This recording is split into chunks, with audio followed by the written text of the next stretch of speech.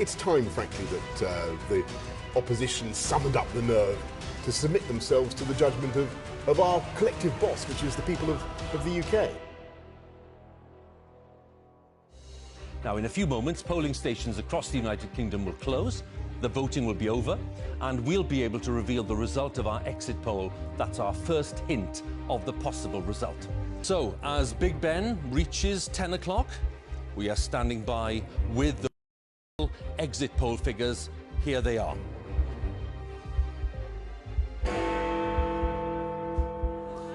Our exit poll is suggesting that there will be a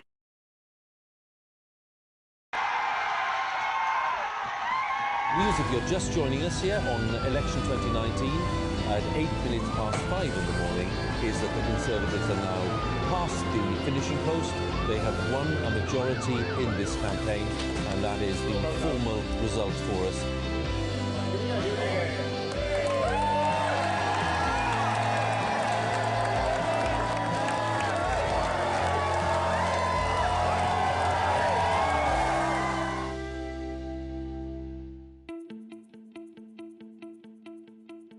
As you can see, we've won before, and now we need to deliver a strategy to win again.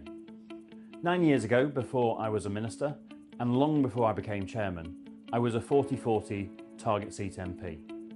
And in target seats like mine, the 2015 general election wasn't about Labour's failures. It wasn't about Jeremy Corbyn or getting Brexit done. It was about our local record of delivery. In just 2 years' time, our record of delivery will once again be a deciding factor in how people vote. So we need a massive effort to get our local success stories out, to share the incredible things we've achieved together as a party, and to let people know about the important work that we're still doing, creating jobs, investing in public services and improving lives. And that's what the 80-20 target seat campaign is all about. This is a targeted, focused campaign based on the 80 marginal seats we need to hold and the 20 marginal seats we have a serious chance of gaining. We're going to need a huge effort from everyone here today, every single activist, every single member and every single association, just like we had in 2015. Because whilst the last two elections were short and snappy, this campaign will take place over 2 years, just like the 2015 campaign. No one is saying it's going to be easy, but if we pull together, I know from personal experience what a difference it can make. And I'm thrilled to say that we've already hit the ground running. We've got new campaign managers across the country helping MPs tell their stories. The first leaflet of the 80-20 campaign is hitting doorsteps this summer. And over the next 2 years, there'll be an opportunity for everyone here and at home to play a role, whether that's sharing content on social media or talking to voters and changing minds. I'm confident that if we come together, put that effort in and get our message out, we can win the next general election. In the meantime, I hope you enjoy the hustings. We've got 2 excellent candidates and they're both clearly ready to be Prime Minister. But no matter which candidate you choose, let's remember that the country will be making a choice 2 years from now. A Labour government or a Conservative government. So let's get to work.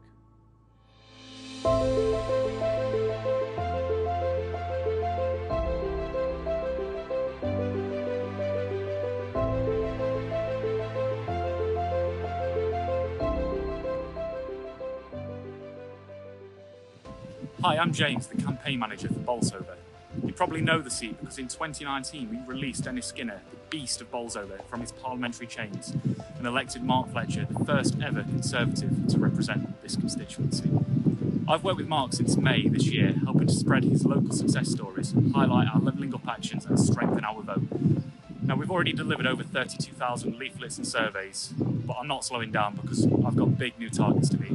We need to recruit new canvassers, new deliverers, new activists to spread Mark's message, not just on the doorstep, but on social media as well. That's on top of running local issue campaigns, such as here in Glatwell with the speeding campaign for the A617 and organising community events. It's tough work, but it makes a huge difference, and none of it would be possible without members like you and supporters like you. My position is funded entirely through donations, so every member, donor and supporter has the chance to play a massive role. Because although it's my job to grow the team here in Bolsover, campaign managers and successful campaigns rely on people across the country for support, whether that's knocking on doors or chipping in. So I hope that over the next 2 years, 80-20 candidates and MPs like Mark Fletcher can rely on you. Please welcome Chairman of the National Convention, Peter Booth.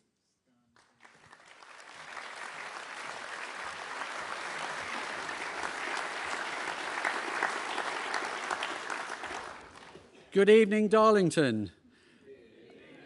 This is the 5th hustings in our nationwide tour, and for me, it's good to be home in the North East, where I was born and brought up in Sunderland.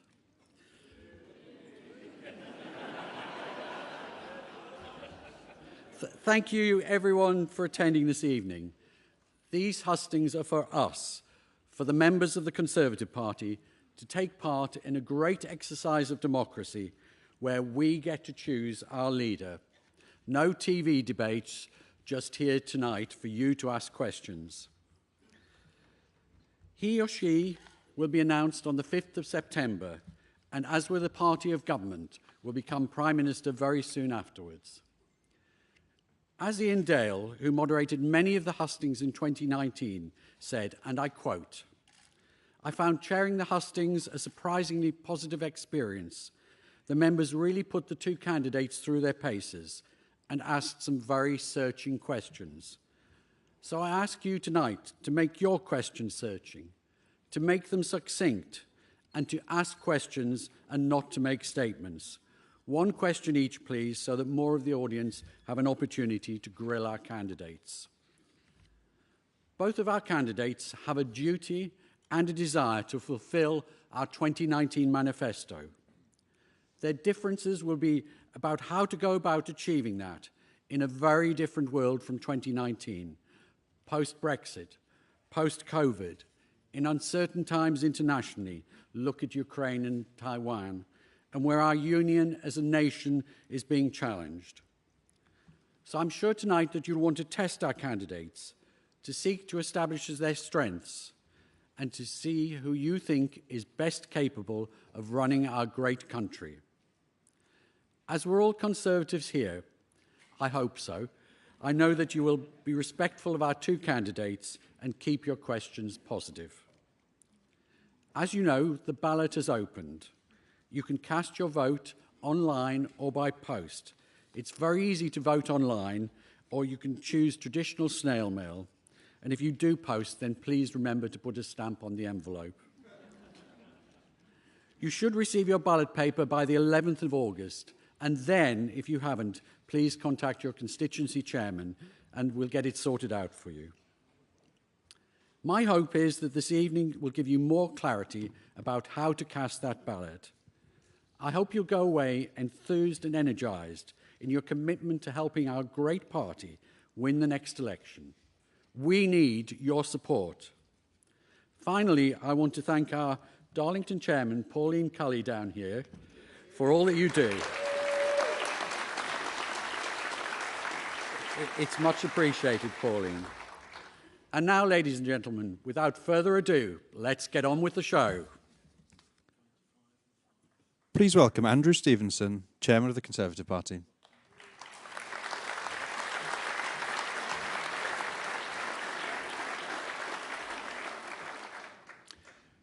Good evening, and thank you for coming to our 5th nationwide hustings here in Darlington. I'm delighted to be joined by so many members of our party at another sold-out event where we're giving you, our members, the chance to put your questions directly to the two candidates. All these events are also available online, so welcome to those of you joining us virtually. Over the last couple of days, I've been getting out and about across the North East, campaigning with Conservative activists in seats like North West Durham, Bishop Auckland, Hartlepool, Redcar and Cleveland, and with our excellent new Deputy Chairman, Matt Vickers.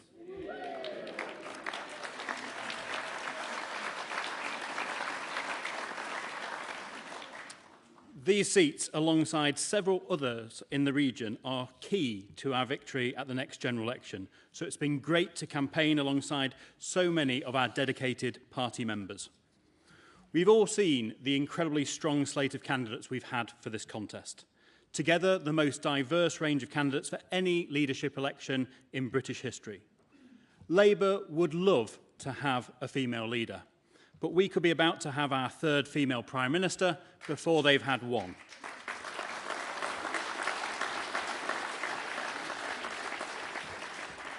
Or our first Prime Minister of Asian heritage, the second Conservative Prime Minister from an ethnic minority background after Benjamin Disraeli.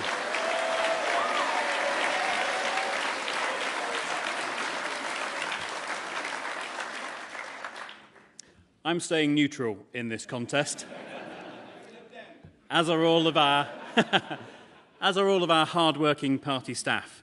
But I do believe we have two fantastic candidates. Either can tackle the big issues our country is facing, taking us forward together. And we are the world's most successful political party, and that is down to our ideas, the support of our members, and our record.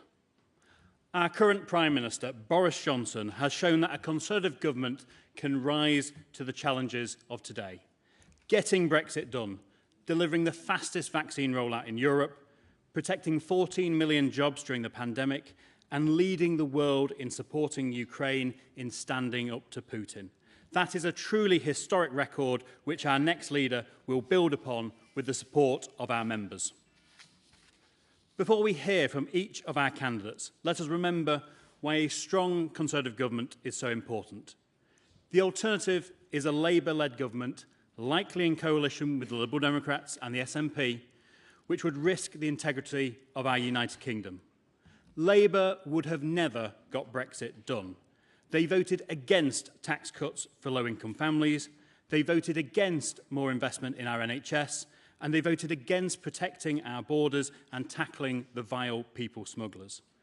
And now they want Sir Keir Starmer to run our country, when he can't even get his party members on side with the hard-working majority of British people against Labour's union paymasters. With shadow ministers even joining picket lines, it's very clear that Labour still isn't working.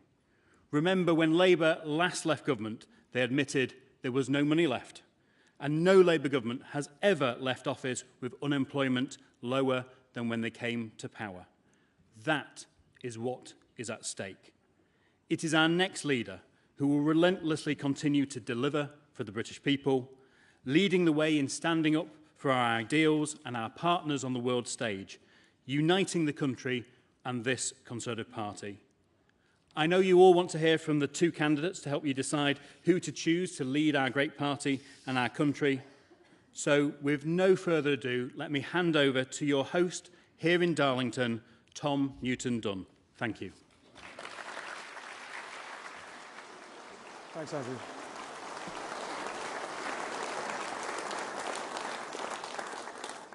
Good evening.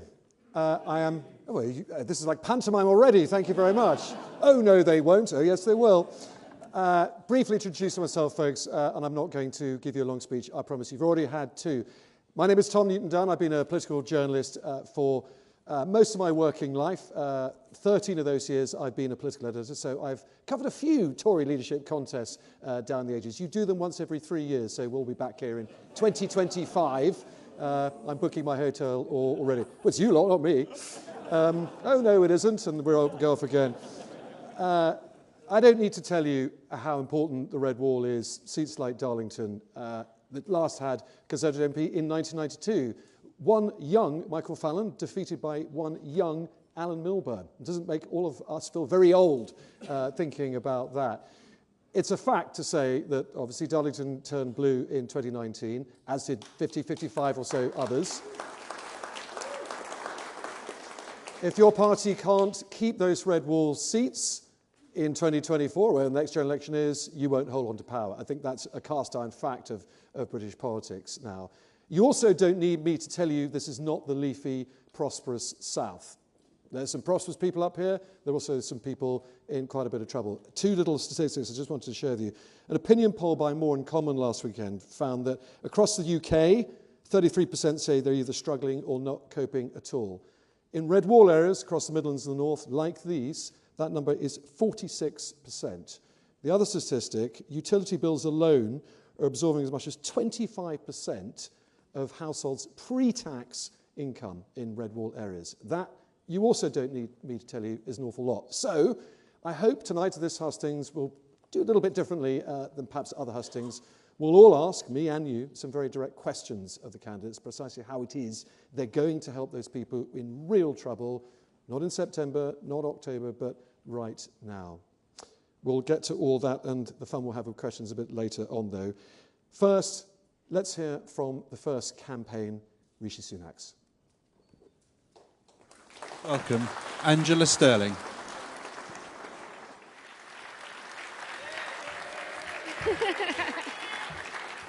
Some friendly faces in the crowd. Good evening, everyone. I am ridiculously excited to be here.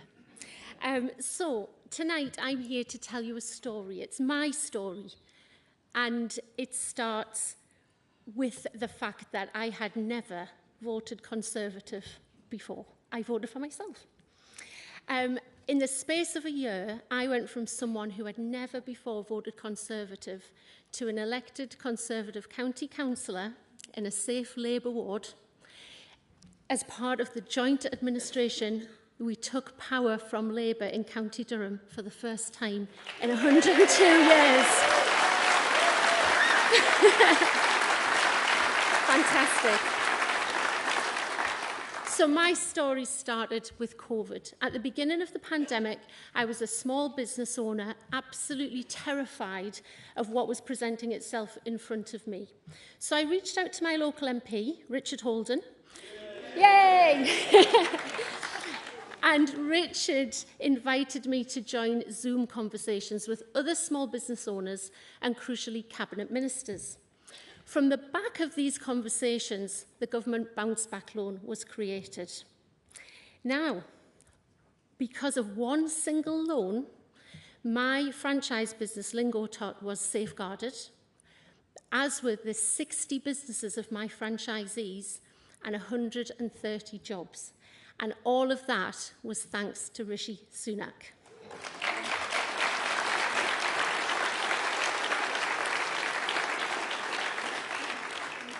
I couldn't believe it. Rishi had listened, a politician had listened to me, and it was even the Chancellor.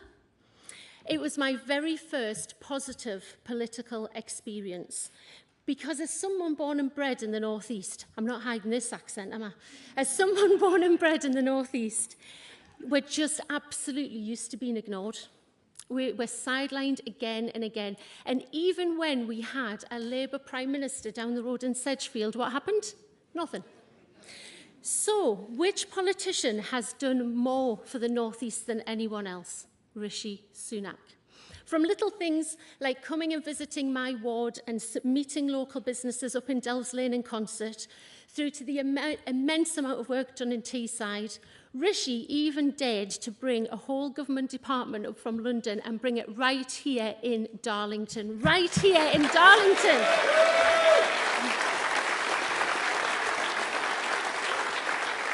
Brilliant. You guys are making me feel so good.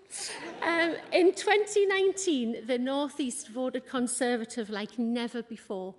And when I was knocking on doors, people were saying that for the first time ever, they felt important and listened to, just like Rishi had made me feel. And he really inspired me to get involved in politics. We need to keep up that momentum. We need to keep that red wall smashed. Let's smash it a bit more. We need a safe pair of hands, and I know as our Prime Minister, Rishi will continue to listen and act in the best interests of everyone, not just in the North East, but all over the country.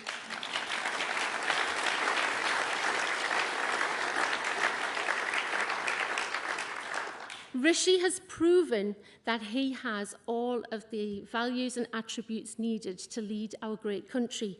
He's honest, he has integrity, he stays calm under pressure. My goodness, did you see him in COVID? And he is brave and bold and makes the big decisions such as furlough. And also, as his experience as Chancellor and in his working life in finance before that, I know that he has all of the skills needed to tackle inflation, control borrowing, and keep interest rates down for families up and down the country. Thankfully, my story has a happy ending. My business and my team came through COVID thanks to Rishi's support. And I know he's the best placed person to be our Prime Minister and, crucially, win the next general election. And do you know why I know that? Because if he can inspire this concert lass to do a complete 180, then taking on, I nearly said Rishi Sunak there, didn't I? But taking on Keir Starmer is an absolute piece of cake. Thank you.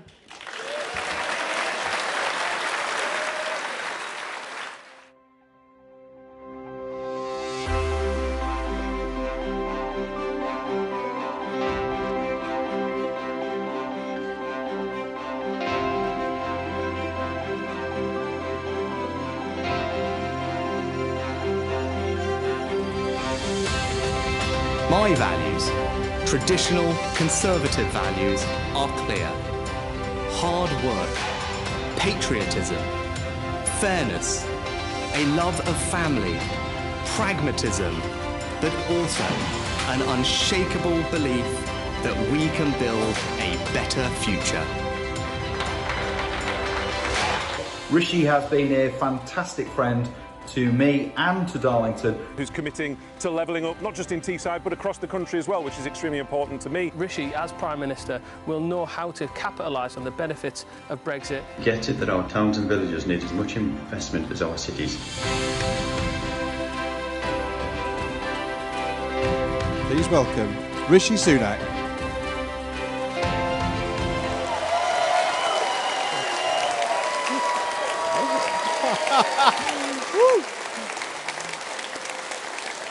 Good evening.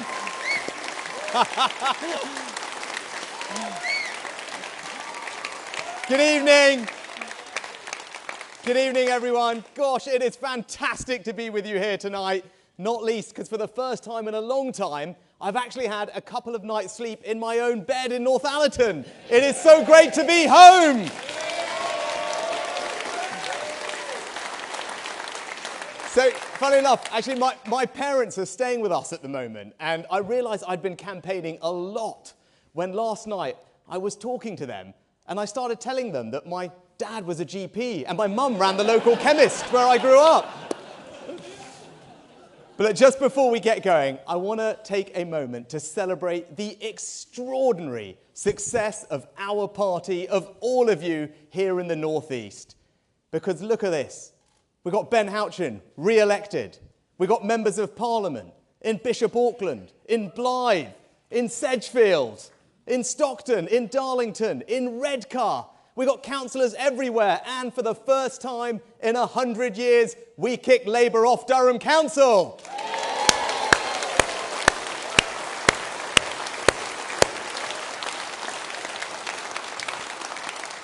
Now, I wouldn't be here tonight if it wasn't actually for one of those people that I just mentioned. He's a good friend. He's been a great supporter. His name is Matthew Vickers. He's the MP for Stockton South. Now, it gives me just this opportunity to say thank you to Matt for all the support he's given me. He was my first agent when I was first elected. Now, but you all know him as a fantastic campaigner because he's campaigned to put more Conservative councillors on Stockton Council. He's campaigned to get himself elected in Stockton South. But what you don't know is that his most important campaign is to get the Parmo on the menu in Parliament. I tell you this, Matt, if this works out for me, we won't just do Parmos in Parliament, we'll be serving them off the cabinet table in Downing Street. How about that? Now, wonderful as Matt is, the real reason that I'm standing in front of you today is because our country did something extraordinary for my family. It welcomed them here as immigrants 60 years ago and allowed them to build a better life. Now, I was brought up with a simple set of values. The first among those is that family means everything to me. because we all know the bonds of family are far greater than anything any government could ever hope to replicate it, and we as Conservatives must never ever forget that. Now, in my family, we prioritised hard work as the way to forge ahead. And when I was working for my mum in her shop, I was out and about in the community delivering medicines and seeing the power of her small business to provide jobs and opportunity in our local community. Now, for my parents, there was one thing above all that they thought could give their kids a better future, and that was simple. It was education. And that's why I passionately believe that the best way we reduce inequality, the best way that we spread opportunity, indeed, the best way that we transform people's lives is by ensuring that the birthright of every child is a world-class education.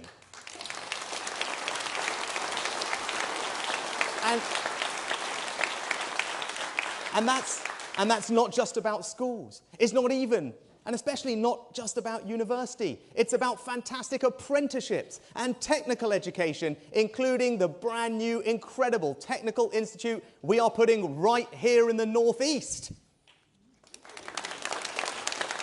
So those in a nutshell are my values: patriotism, family, service, hard work, aspiration. And I know they are all of your values too, and that's because they're Conservative values. And that's why I want to be your leader and Prime Minister, because I want to put those Conservative values into action to build a better Britain.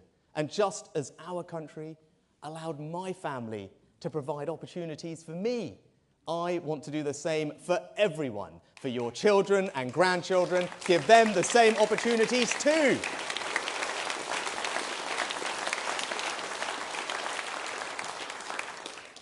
But how are we going to do that? Well, we need to do three things.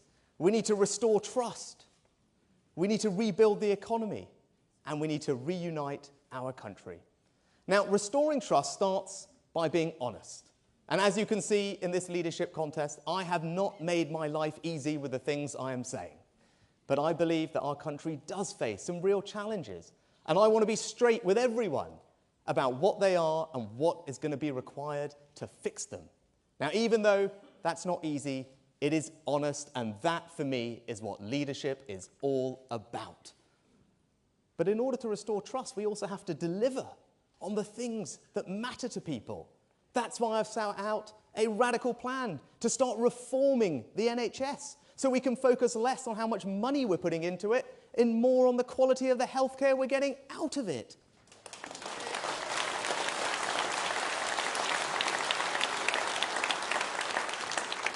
It's why I put the Treasury in Darlington, because I wanted to send a loud message to Whitehall that there is more to the north than Manchester. And I'll tell you this, if this works out, it won't just be called the Treasury campus in Darlington, it will be the Downing Street campus in Darlington. But it's also why I want to stand up to this lefty woke culture that seems to want to cancel our histories, our values, and our women. And it's why I've set out a bold and radical plan to finally get to grips with illegal migration. Because for too long, all of us have been watching on our TV screens scenes that are simply unacceptable of people coming here illegally. Now, with my plan, under my leadership, we will finally get a grip of that situation, stop the boats, restore trust, and take back control of our borders.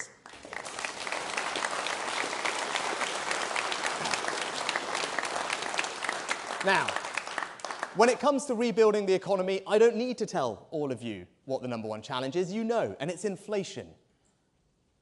And we must get a grip of it, because we've seen this story before. We know that inflation is the enemy. It makes everyone poorer. It pushes up mortgage rates. It erodes people's hard-earned savings and pensions. Now, of course, I'm always, as I have done as Chancellor, going to help those who need our help with the cost of living. And this autumn, we can cut VAT on energy bills, and I will go further. But what I won't do is pursue policies that risk making inflation worse and last far longer, especially if those policies simply amount to borrowing tens and tens of billions of pounds, putting them on the country's credit card and asking our kids and our grandkids to pick up the tab.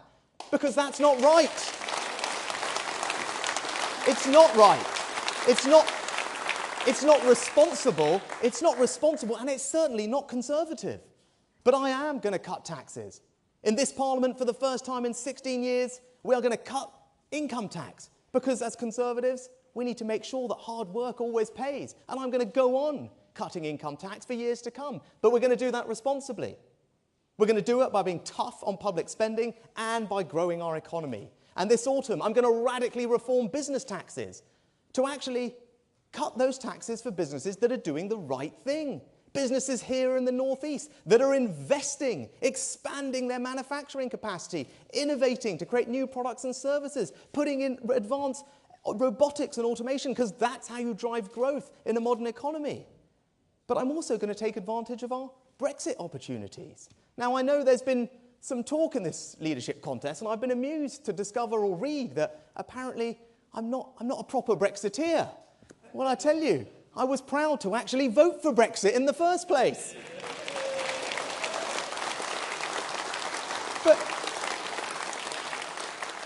But more than that, I was then proud to figure out, well, what are we going to do with this? And as a backbencher, I came up with a new policy, a radical new policy that's going to attract jobs and investment to the United Kingdom.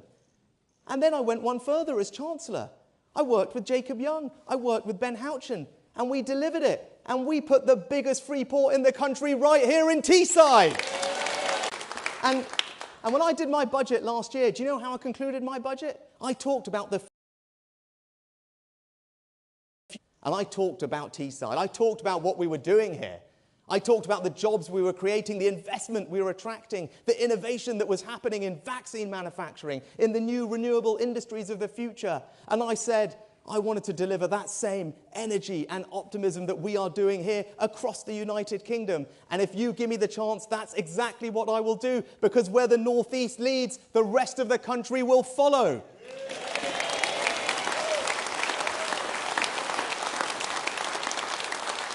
Because in just a couple of years' time, we need to reunite our country. We need to do something, friends, that has never, ever been done before. We have to make British political history by winning a 5th election in a row. Now, I know that working together, all of us, we can do it.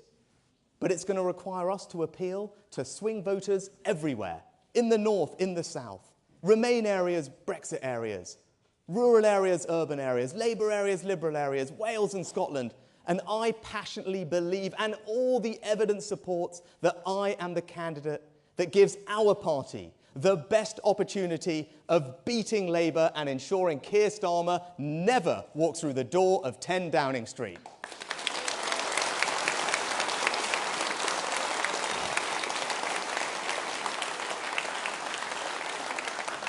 And in conclusion, let me just say this. You saw me as Chancellor in the pandemic act boldly, quickly, radically to support jobs and businesses and to ensure that our economy remained resilient in face of the biggest shock we suffered in 300 years.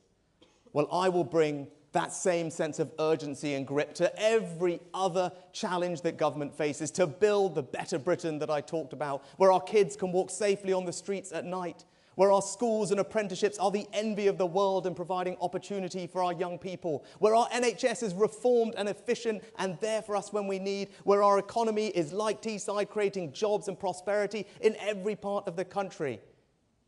But beyond that, I promise you this. I will work my socks off. I will give you my everything to ensure that each and every one of you here tonight can always feel enormously proud of the Conservative government that I will be privileged to lead.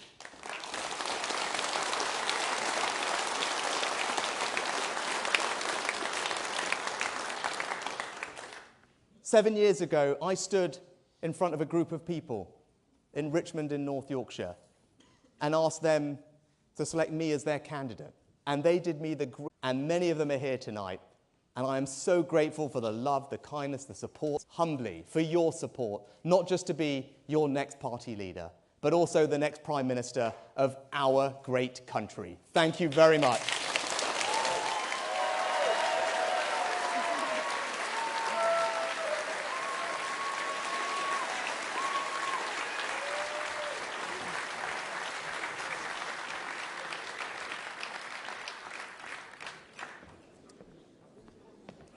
Folks, a quick intermission. The Conservative Party can only afford one microphone these days. As you know, you're a bit hard up. So while that's been switched backstage, I want to talk to you very quickly. So this, the entire hustings has been broadcast by Talk TV tonight, currently on the programme I present, the News Desk, which is the hourly news programme you all know and watch avidly, I know. To help us, I'd like to do a very quick show of hands. And don't worry, I've had this signed off by your party. All of those who still don't know which candidate they'd like to vote for, please raise your hands now. That's really interesting. By my primitive count, I'd say that's probably 40 or so %, looking up in the gods there. Everyone up in the top floor, but they're all journalists, so that probably doesn't count.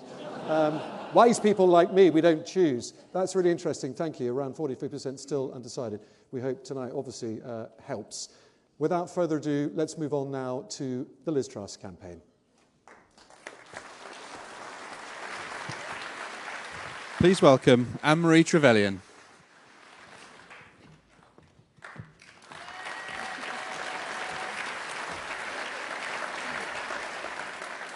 Good evening, Darlo. Isn't it lovely to be here? And thank you all for coming out to join this extraordinary event that the Conservative Party is doing to choose not only our next leader, but of course the next Prime Minister. I just want to correct something that Angela said. She said there was a happy ending to her story. I don't think there is. I think she's going to be standing as an MP before we know it. Wasn't it a joy to hear that fantastic story from her about her political journey and indeed that incredible result in County Durham, which I think tells the whole world that nothing is impossible for the Conservative Party. We bring our energy, our passion, and we know that voters understand what that means. So I'm really excited that we're here tonight. I think, honestly, as an MP who has sat around the Cabinet table, we have two incredible candidates, both capable and willing to serve the country in what will be an incredibly difficult time. As we've heard from Tom, some of the statistics, let alone the realities that we know are really hard that are coming ahead of us. And we are going to need a Prime Minister who can stand up and strongly lead us. Now, I'm here this evening backing Liz Truss. I think both fantastic candidates, but my voice and my vote is for Liz.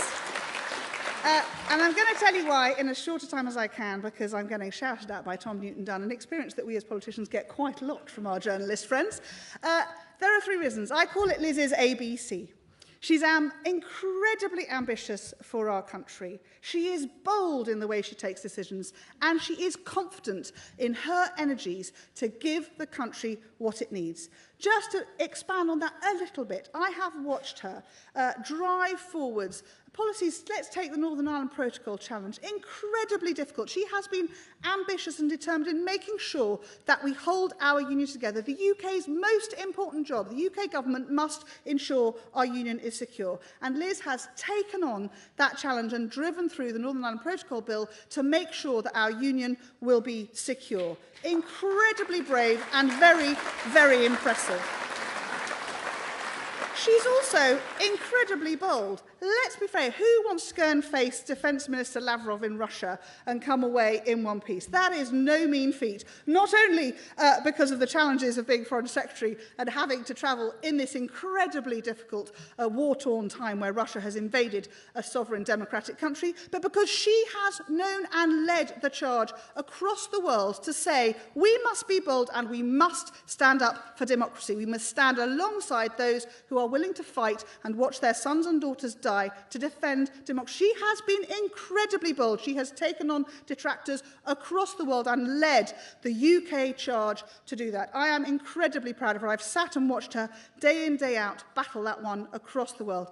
And most importantly, she is incredibly confident for our country. As she puts it, she knows our best days are ahead of us, and she wants to make that happen by giving back the power in every Conservative way, stripping away those regulations, handing back more of our money for us to determine how to spend it. She is absolutely a Tory to her boots. Speaking as a Northern Tory, a very proud, most Northern Tory in England that I am incredibly proud to say I would be so proud to serve with Liz in a government led by her. I think we have a really exciting time ahead. You have the most important job, and I'm sure all your friends and neighbours say, how come you get to choose the next Prime Minister? Because that's how the Conservative Party constitution works. You have an incredible responsibility, and whichever one of our two candidates selected, we will have a great leader. But for my money, it's Liz's ABC, ambitious, bold and confident. I look forward to hearing your votes on the 5th of September. Thanks, guys. The United Kingdom is a great country, and I know that a united Conservative Party can unleash the potential of all the people who make our country so great. To win the next election, we need to deliver, deliver and deliver for the British people. I know that our country's best days lie ahead. I'm the candidate with a clear vision for the future who can drive change and get things done. As Trade Secretary, I negotiated deals with allies like Australia and Japan, creating opportunities around the world for British business. And as Prime Minister, I will continue to deliver on the opportunities of Brexit. I will lead a government committed to core Conservative principles: low taxes, a firm grip on spending, driving growth in the economy, and giving people the opportunity to achieve anything they want to achieve, regardless of their background. I will work day and night to lead a party and a government that puts more money in your pocket and secures a better life for you and your family. I've consistently delivered when I have said I would. And I love our country. I want the best for us all, and I'm the person to deliver that. Please welcome Liz Truss.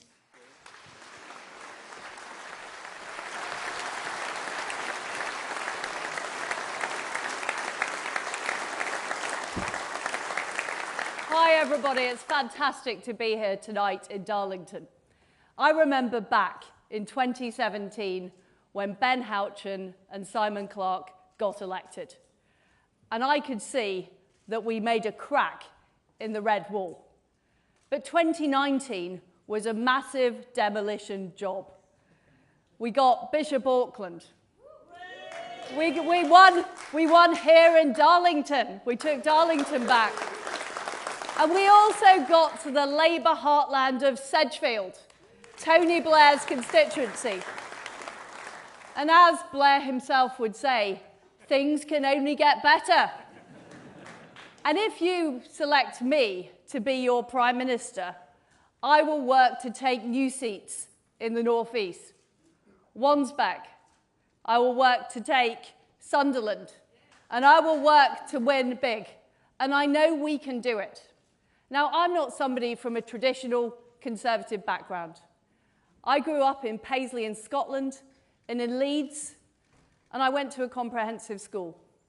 And at that school, what I saw too many children let down by low expectations because of their background, because the lefty Leeds City Council preferred political correctness to making sure that children learnt English and maths, and because of a lack of opportunity in the area. And I thought that was a huge waste of talent and opportunity. And what I want for our country is I want everybody to be able to succeed, regardless of their background, regardless of where they're from. I want people to get on in life, and I want us to be an aspiration nation.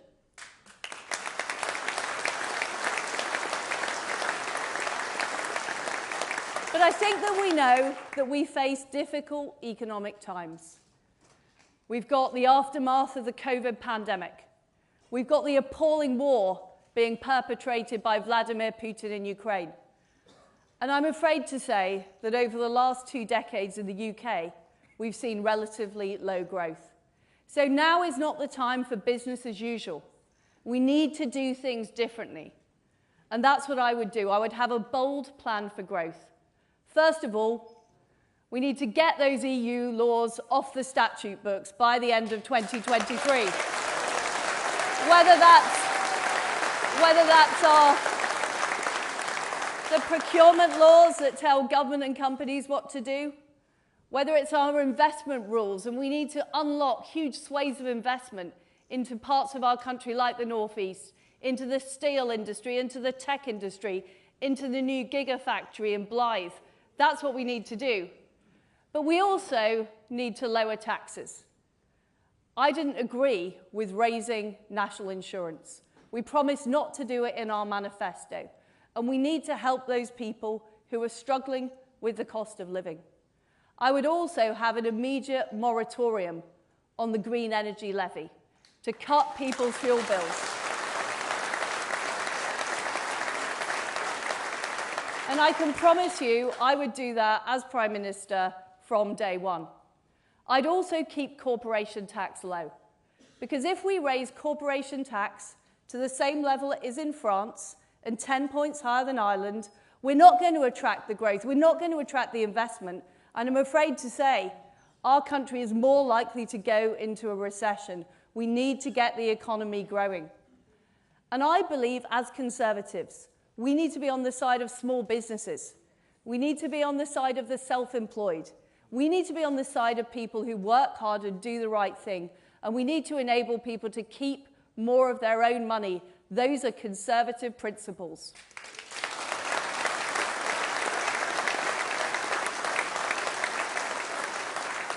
And I want to make sure that we level up in a Conservative way. Of course, we need to get the A1 jewelled. We need to get it jewelled from top to bottom. And we need to sort out the broadband, and we need to sort out the mobile phone signal, and we need to make sure that funding is fair. But we also need to have more investment. And what I would put in place are low-tax enterprise zones. I'd deepen our free ports like our Teesside free port, and I'd make sure that we change our planning system. Now, before I became an MP, I was a councillor, and I sat on a planning committee. And those are hours of my life I will never get back. because we were told what to do by the planning inspectorate in Bristol or the mandarins in Whitehall with their housing targets. I don't believe in that. I believe people here are best placed to make decisions about their own future.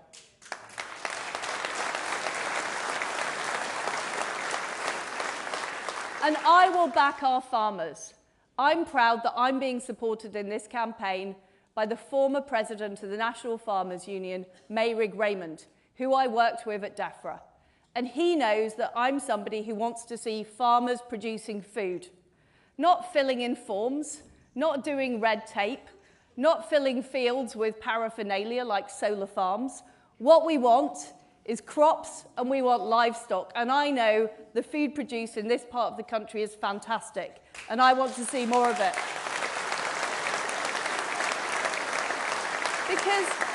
Because we are facing a massive issue with food security and energy security because of the war in Ukraine. And I've been tough in standing up to Russia and standing up to Putin. We were the first European country to send weapons to Ukraine, and I put on the toughest package of sanctions on Russia of any country in the world. But we cannot be complacent. Our security is more under threat than it was. We have an increasingly assertive China too. And what I would do is raise our defence spending to 3% of GDP by the end of the decade.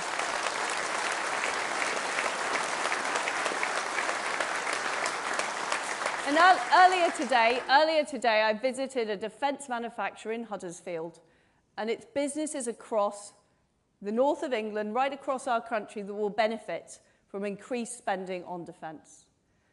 But we also need to defend our borders.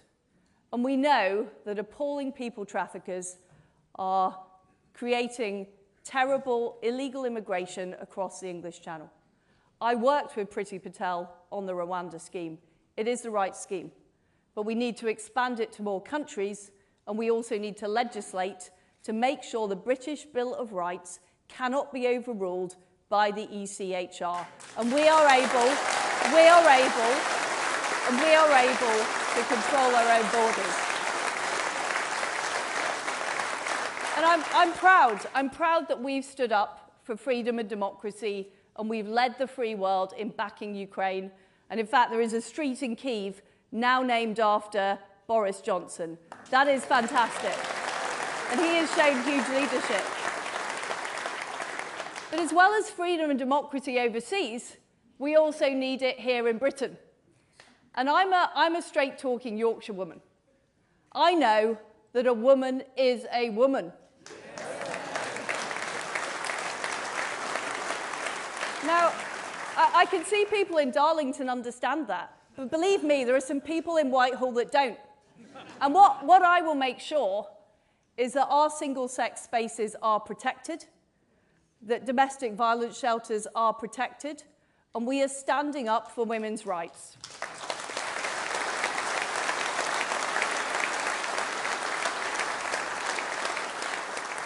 And as Foreign Secretary, I travel around the world, and I know that people have huge respect for Britain and what we brought to the world, our values of freedom and democracy and the rule of law. But unfortunately, there are too many people in Britain who don't seem to agree with that, who seem to think we should be ashamed of our own country, who seem to think this country is in decline. We will prove those people wrong. We will prove that our best days are ahead of us, and we have huge opportunities that we can unlock.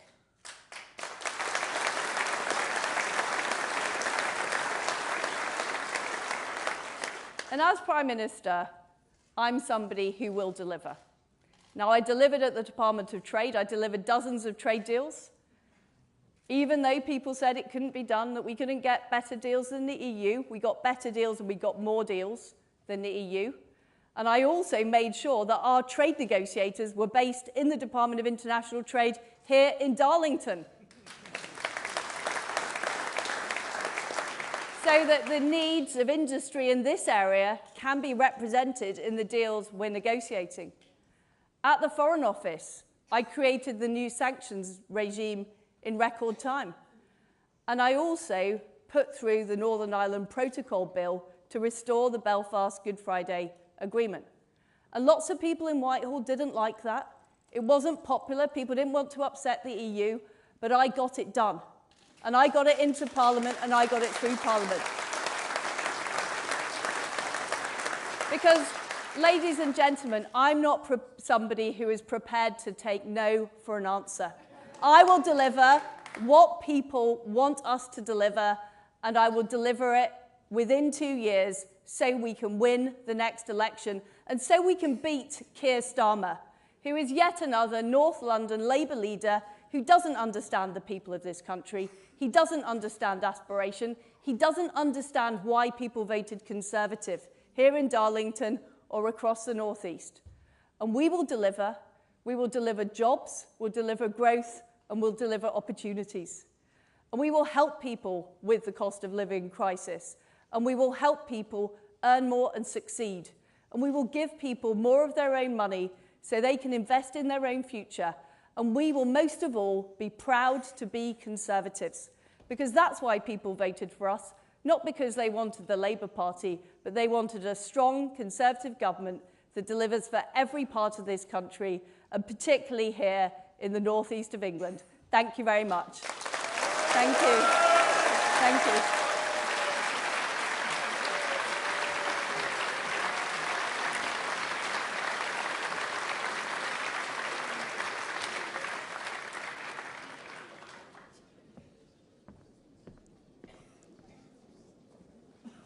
Right, folks, well done for sitting through, what was that, an hour or so of speeches. Funny old thing, they overran.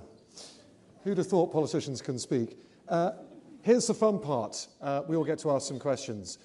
So this is how it's going to work. I go first, and then it's your turn. Now, a couple of things. If you've got a question, have a look out now for people in white hoodies. They are around, they have microphones, and they'll come to you, but make sure you can see them, and they'll come and find you. And the other rule, if your question's already been asked, please don't ask it again. You laugh, but you'd be surprised. And also, just keep it to one question, and we'd be very grateful. So, without any further ado, please welcome back onto the stage, Rishi Sunak.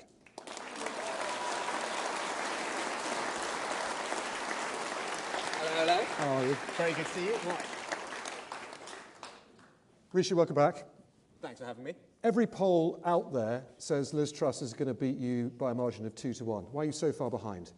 Well, the only poll that counts is the one at the end of this thing, and we're only just getting started, Tom, right? See, you don't want to answer that question. No, look, I'm out and about all day, every day. I'm giving it absolutely everything I've got, and I'm fighting for the things that I passionately believe in that are right for this country, and I'm just going to keep doing that with everything I've got until the last day of this campaign, and I hope I get to see lots of you over the next few weeks. Let's talk about the main story of the day, or quite frankly, the main story of this whole contest, the cost of living crisis and energy bills. We had some terrifying new figures today. You'd seen some projections on where energy bills are going to get to, rising to some £4,400 a year, potentially next April. They're around £1,900 for the average family now. That's a monumental rise. Now, you've announced today you're going to use the same framework, in your words, that you used in May as Chancellor, direct support, grants, payments, whatever you want to call them, for families. In May, you spent £15.3 billion helping people pay their bills. Are you prepared to say to spend the same figure again? Well, look, I don't think that will be necessary, because what we're talking about now, Tom, is the extra increase on top of what we thought. And we already thought bills were going to go up to... It's really, really serious. And I think everyone should be under absolutely no illusion about how difficult it's going to be for millions of families this winter. And our responsibility as a compassionate Conservative government is to make sure that we support those who most need our help through that. And that's what I did as Chancellor for 2 years, and that's what I'm going to do as Prime Minister. And I want to go further than I did previously, because the situation is worse. It's right that we target that on the people who most need our help. And today I announced what I did because I wanted to give those people peace of mind. And the only way to help them is with direct support. Because tax cuts alone are not much good if you're a pensioner who's not earning any extra money. They're not much good if you're working hard on the national living wage, because Liz's tax cut is worth about £1 a week for that person. It's worth £0 for a pensioner. That's not right. That's not a policy that's going to help people get through the winter. And I think it's wrong that she's ruled out direct support to families, because we as a Conservative government have an obligation to help those who are most vulnerable. That is the only way to do it, and that's what I will do.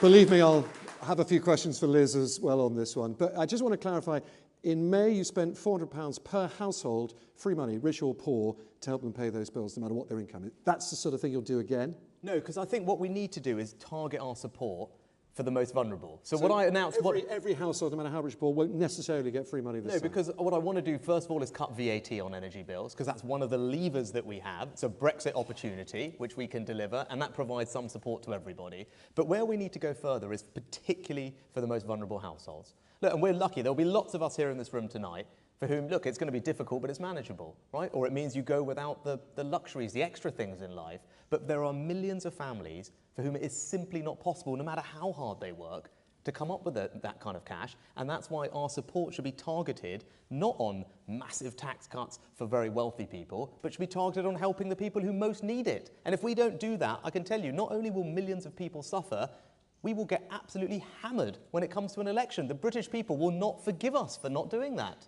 Let's talk about...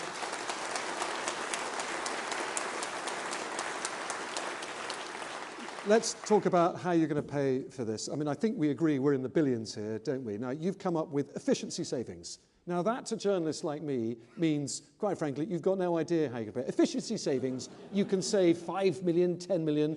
You're not going to get to billions by efficiency savings. What you end up having to do is borrow a lot more, which is precisely what you just accused Liz Truss of doing. Well, so no, you're respectfully totally wrong, actually. So what did I just do in one of my last things as Chancellor? Because we had to find some extra money to send to Ukraine, right? Because we wanted to keep supporting them with their war effort. And I didn't just find 5 million or 10 million from a roundabout government. I found £1 billion by efficiencies across government, and we sent that £1 billion to Ukraine to provide support for them. So when you say, oh, you can't find efficiency savings, you can only find 5 or 10, I literally just found £1 billion, and I did that a couple of months ago. So yes, I can find efficiency savings, and that's how we should pay for this in the first instance. Which I suppose begs the question, why didn't you find more efficiency savings then? But let's not get into a trap on that.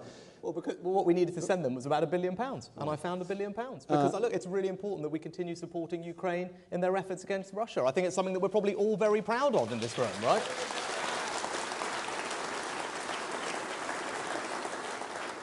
Nevertheless, your critics say vast state handouts spent on propping up a failing economy is not exactly a very Tory thing to do. In fact, they accuse you of being Gordon Brown 2.0. Well, I tell you what is a Conservative thing to do. Conservatism is about being pragmatic, right? That has long been a tenet of our party. And we've got to take the world as it is, not how we would like it to be, right? So if we've got a situation where millions of pensioners, for example, are going to see increases in their bills of £1,000, right? They're not in work. Liz's tax cut or any tax cut is not going to help them. So how else do you propose that a Conservative government that wants to support some of those vulnerable pensioners does it? Now, I think it's an entirely Conservative thing to give people dignity in retirement. I think it's an entirely Conservative thing to support the most vulnerable pensioners, and that's what I'm going to do.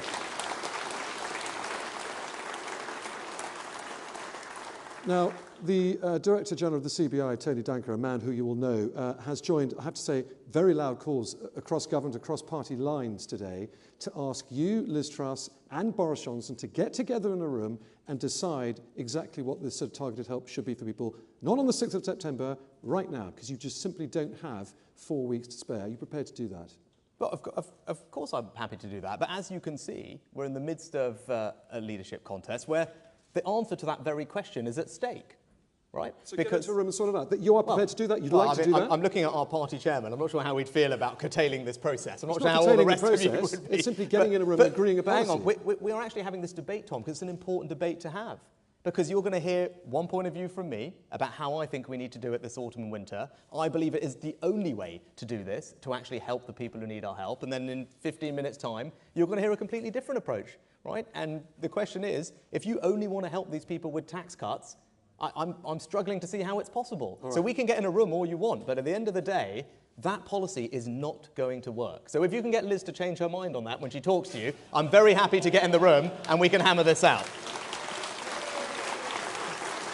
OK, let's see what Liz says and see if we can have some peace by the end of this. I suspect you're probably right, and we won't. Let's move on, though. We're in the red wall here as well. You know, Darlington was a Labour seat for 27 years before 2019. How are you going to repeat your predecessor's feat, Boris Johnson's feat, of winning 55 seats across the red wall? Because, as your critics say, you're no Boris Johnson. Yeah, well, look, for better or worse, none of us are Boris Johnson, right? I think I can be clear about that, right? And so, look, I'm really privileged to have the support of Ben Houchen, right? And if you think back to Ben's first election and his second election and all the change that's happened in our area over the last several years, which I talked about in my speech, right? That has been something that has been the product of an enormous amount of people's hard work and effort, and I am confident that I can continue to do that, and that's why Ben is supporting me, because he knows that I deliver for the people of the Red Wall, and I deliver not just practical things like the Treasury or free ports or investment in high streets and town centres and spreading opportunity. It's because my values are the same values as the people that we all live and work amongst, the people that we represent. It's those values of hard work, of family, of fairness and aspiration. It's not about blue wall or red wall. Those are British values, and they're Conservative values. They're my values, and that's how we're going to win all these seats. All right, let me. I want to ask you about you personally now, because it was noted in the Sunday Times this weekend, dare I say a Sunak-leaning newspaper, that you and your wife are personally richer than the Queen. Right. Now, what do you say to people who say to you, how on earth do you have any idea what life is like, a tough life is like for us? Yeah, so I think you're probably about the 10th person who's asked me this question, Tom, right, on this leadership trail. And, I think in our country, we judge people not by their bank account, we judge them by their character and their actions, right? And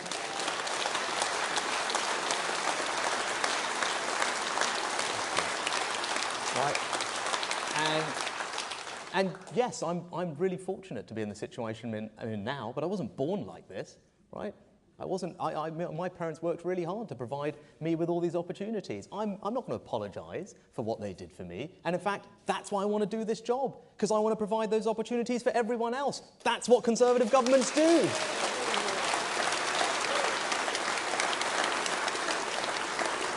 Okay. I want to go into a little bit of quick fire just to get some sort of pretty straightforward answers now, because we're coming to the end of my turn. Soon it's the audience's turn. State spending is pretty popular in parts of the north, perhaps more popular than parts of the south.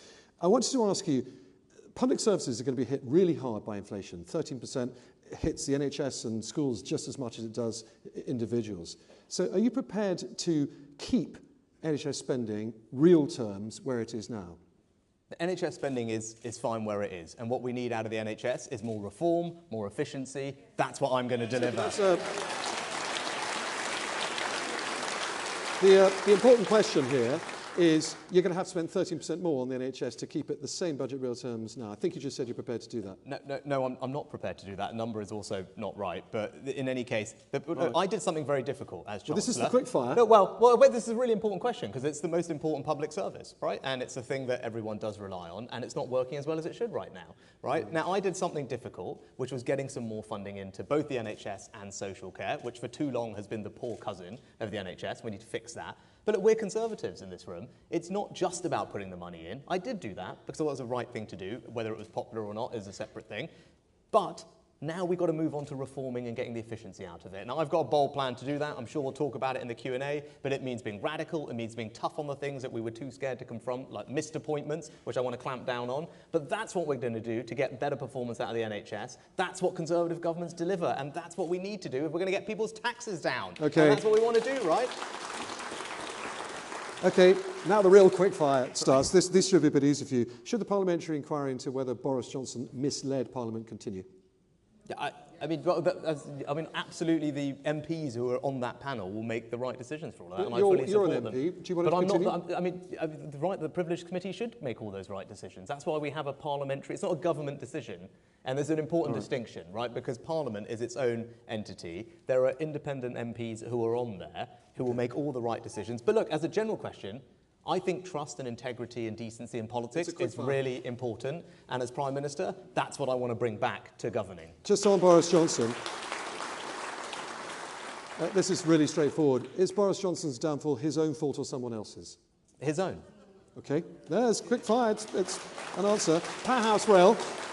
We're going to rattle through these, folks, so you get lots of time as well. Powerhouse, Northern Powerhouse Rail, which is the high-speed link between Liverpool, Manchester and Leeds. The government recently said it's going to not do it. Would you reinstate it and do it? No, that's not right. The government actually said it was going to spend £96 billion over the next several years. But not on a high-speed link from east to west? Yes, actually, improved connectivity across east to west. Believe me, I know. I travel from North Darlington to Manchester, and it is a nightmare, right? And it's far easier to get to London, and we will fix it, right? We're going to fix it, and we're going to get that journey time down to half an hour between Leeds and Manchester.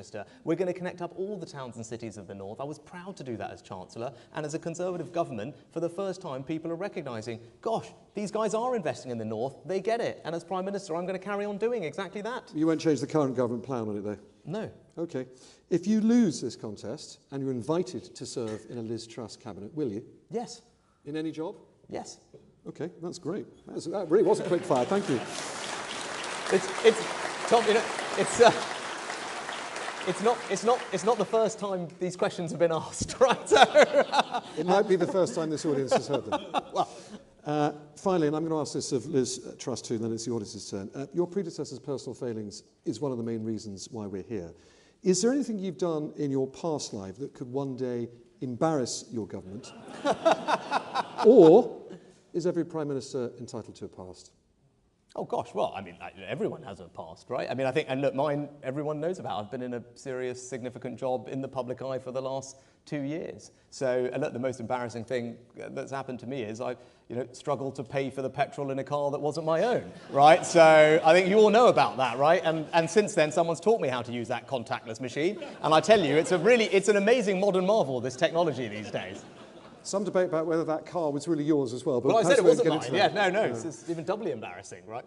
Okay, audience's turn. Please put up your hands if you have a right, question for Mr. Sunak. Should we go straight here? Sir, you in the middle, right? Yeah, fantastic. In front, when you've got a microphone coming your way. Is that you? Yeah. If we can wait for it, it's coming to you.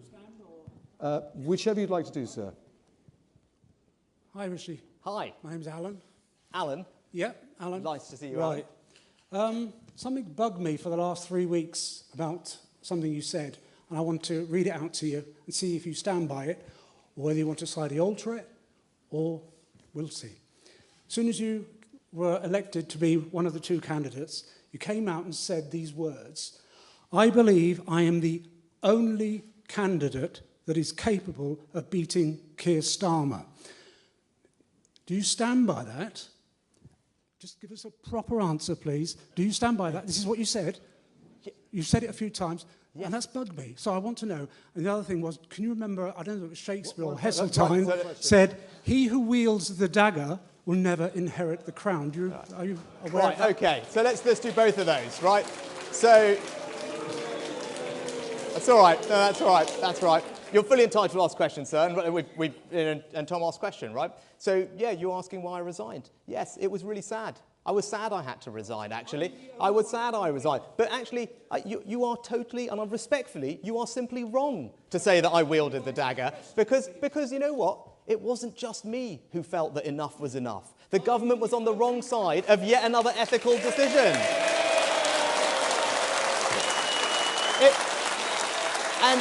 And it was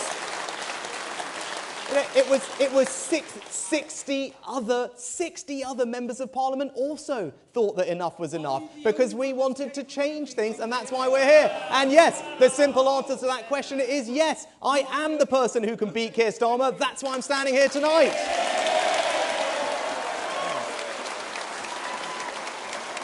Okay, next question. Let's go to the lady in the red dress holding her hand up just on the end here. Oh, actually, the lady in front. But why don't you go now? Go on, that was brilliant work. My name is Michelle, and I would like to ask you about the A1. A lot of people ask us about getting a dual carriageway, and I know that Liz had mentioned that. What would be your plans around that, making the road network better for the North East?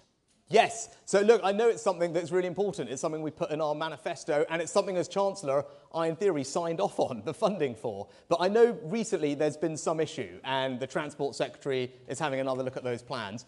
I'm not sure what the issue is, but as Prime Minister, I can certainly commit to you that I will go and figure out quickly what the situation is, because I would like to see the A1 dualled. I travel on it a lot. I travel on the A19. Not only do we need to do that, we need to figure out the Tees crossing as well. And those are the types of investments that will make a real difference to connectivity in the north. And you have my absolute assurance, as a matter of urgency, I will go and find out why that thing has been slowed down and get it back on track.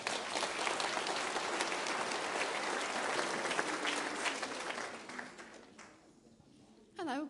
I'm a 70-year-old pensioner, and one thing that's upset me is I was born in 1952.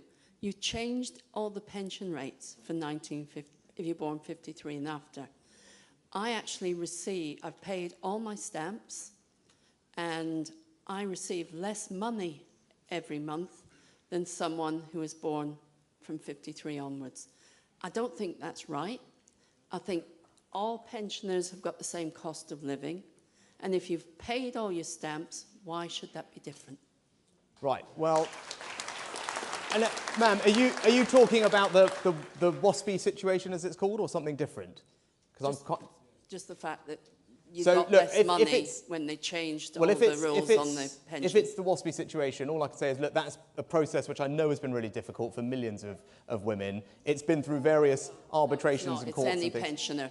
Okay, in which case I'm happy to go away and take a look at that, because I'm not familiar with the specific issue that you're talking about. But if you email me, I'll happily go and take a look. Let's go to the left side of the room here. That's no intention on the candidate with the T-shirt wearing Ready for Rishi. Please go and have a microphone to the lady in the Ready for Rishi T-shirt. Thanks. My name's Jill. I'm very passionate about climate change, and I'm very proud of the fact that the UK is a leader in offshore wind, and it's very important to the North East. Yes. I just wanted to ask one question in terms of your attitude to climate change, in terms of not going back on our current climate pledges, and what else will you do to encourage innovation in climate technology? Yes, well, thank you, Jill. And my two young girls, who are 9 and 11, who were allowed, I don't know if we said they could stay up late tonight to watch this or not, but in any case, the only thing they ever ask me about my job is this. Right? They say, Daddy, what are you doing for the environment? The rest of it is largely irrelevant to them. And you mentioned the great word, it's innovation, right? The way we're going to solve this problem is not by getting people to give up all the things that they love. is not by saying endlessly their bills have to go up. It's by making sure that we here in the UK create the new technologies of the future that are going to provide cheaper, renewable, reliable energy for us. And the great news is it's happening right here in the northeast. Right? It's happening in Teesside with hydrogen, with carbon capture and storage, and with offshore wind, with GE's investment right here creating jobs, and the new key that's being developed that I helped approve so that we can start exporting things around the world as well. So that's how we're going to solve the problem. I am completely committed to all those things, but we're going to do it in a way that is pro-innovation, because that's how we're going to bring everyone along with us on this journey, by demonstrating that we can create jobs and prosperity in places like this and meet our climate objectives and keep my 2 daughters very happy at night. So thank you very much.